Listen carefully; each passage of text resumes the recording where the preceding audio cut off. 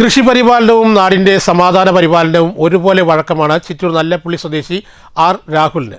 പോലീസുകാരനായ രാഹുൽ കർഷകനായതോടെ അറ്റൻഷനിൽ വിരിഞ്ഞത് നൂറുമേനിയുടെ ഓണപ്പൂക്കളായിരുന്നു. പാലക്കാട്ട് നിന്നുള്ള ഒരു റിപ്പോർട്ടിലേക്ക്. കർഷക കുടുംബത്തിലാണ് ജനിച്ചതെങ്കിലും കൃഷിയോട് അകലം പാലിച്ചായിരുന്നു രാഹുലിന്റെ ജീവിതം. പോലീസ് സേനയിൽ ഔദ്യോഗിക ജീവിതം ആരംഭിച്ച രാഹുൽ മണ്ണിനോട് ചേർത്ത് വയ്ക്കാൻ തുടങ്ങിയത് 2022 മുട്ടിക്കുളങ്ങര ക്യാമ്പിൽ ആരംഭിച്ച പച്ചക്കറി തോട്ടത്തിന്റെ ഇൻചാർജ് ലഭിച്ചതോടെയാണ് രാഹുലിനെ കർഷക പാരമ്പര്യം ഉണർന്നു പ്രവർത്തിച്ചത്.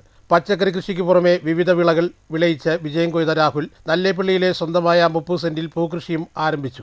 ക്രമസമാധാന പരിപാലന തിരക്കിനിടയിലും ഹൈബ്രിഡ് ചെണ്ടുമല്ലി നട്ടുപിടിപ്പിച്ച് വിജയം കണ്ടതിന്റെ സന്തോഷത്തിലാണ് രാഹുൽ. ഡ്യൂട്ടി കഴിഞ്ഞ് കിട്ടുന്ന ഇടവേളകളാണ് കൃഷിപാലനത്തിനായി നീക്കിവെച്ചത്. തൈ വെച്ച് പിടിപ്പിക്കൽ മുതൽ മണ്ണ് കൂട്ടലും വളമിടലും വിളവെടുക്കലും വരെ തനിയെ ചെയ്യുകയായിരുന്നു. വിപണിയിൽ 250 രൂപ 300 രൂപ വിലയുള്ള പൂവിന് രാഹുൽ പരിചയക്കാർക്കും സുഹൃത്തുക്കൾക്കും പാതി വിലയ്ക്കാണ് നൽകാറ്. രാഹുലിന്റെ പിന്തുണയുമായി മാഞ്ചിറ LP സ്കൂളിലെ ടീച്ചർ ഭാര്യ ശിശിരയും മക്കളായ ഹൃതികയും സ്വതികയും അച്ഛനൊപ്പമുണ്ട്. അപ്പോൾ ഞാനൊരു മനസ്സിൽ തോന്നിയത് പൂക്കൃഷി നമുക്ക് എന്തുകൊണ്ട് ചെയ്തുകൂടാ എന്നൊരു ആലോചന മുൻ വർഷങ്ങളിലൊന്ന് ചെറിയ രീതിയിൽ ചെയ്തിരുന്നു.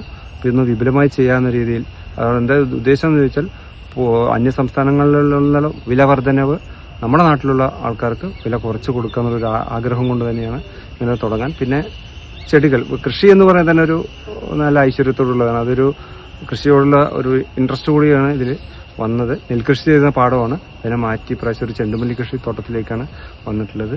ഇപ്പോൾ എനിക്ക് തന്നെ അതിശയത്തോടുന്ന രീതിയിൽ തന്നെയാണ് നല്ല രീതിയിലാണ് കൃഷി കിട്ടിയിട്ടുള്ളത്. അത് വളരെ സന്തോഷമുണ്ട്.